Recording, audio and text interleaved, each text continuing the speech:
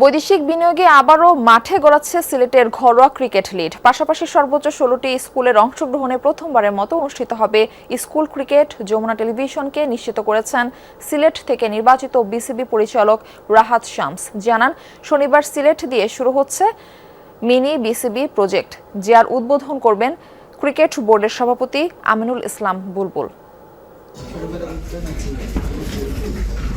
আলোচনাটা লম্বা সময়ের। ক্রিকেট বিকেন্দ্রীকরণ হবে ৫টি মিনি বিসিবি। তবে তা কি শুধুই আলোচনার টেবিলেই থাকবে কিনা তা নিয়ে ছিল প্রশ্ন। তবে এবার উদ্বোধন হতে যাচ্ছে বিসিবির আঞ্চলিক অফিসের। ৩ জানুয়ারি সিলেট দিয়েই প্রজেক্ট মিনি বিসিবির যাত্রা করবে ক্রিকেট বোর্ড।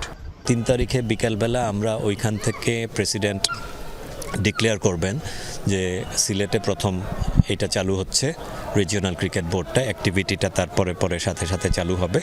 সিলেট জেলা স্টেডিয়ামের মাঠ থেকে শুরু করে স্থানীয় টুর্নামেন্ট নিয়েও ছিল নানা সমালোচনা। তবে প্রথমবারের মতো ১৬টি স্কুল নিয়ে স্কুল ক্রিকেটের পাশাপাশি বছরের শুরুতেই মাঠে গড়াচ্ছে সিলেট ক্রিকেট লিগ। ৩ তারিখ কিন্তু আমাদের ক্রিকেট লিগেরও ওপেনিং, পুরাটাই ফরেন কারেন্সিতে আমরা স্পন্সর পেয়েছি সিলেট ফার্স্ট ডিভিশন ক্রিকেট লিগের। তারপরে আমরা স্কুল ক্রিকেটটা চালু হচ্ছে, এটা সম্ভবত ৫, ৬ বা ৭ তারিখ চালু হবে। এটা এমসি কলেজ মাঠে হবে। ওইখানে উইকেট তৈরি করা হয়ে গেছে। ওইখানে স্কুল এই প্রথমবারের মতো ১৬টা স্কুল পার্টিসিপেট করছে। একদিন আগেই বিসিবির সভাপতি আমিনুল ইসলাম বুলবুল ঘুরে দেখেছেন সিলেট আউটার স্টেডিয়ামের আশপাশ। জিম, সুইমিং পুল সহ ফ্যাসিলিটিস বাড়ানোর পরিকল্পনা বাস্তবায়ন করতেই নির্দেশনা দিয়েছেন বোর্ড প্রধান, বলছেন সিলেট থেকে পরিচালক হয়ে আসা রাহাত শামস। তো এখানে একটা ডরমেটরি অ্যারেঞ্জ করা, সেটার জায়গাটা দেখা হয়েছে।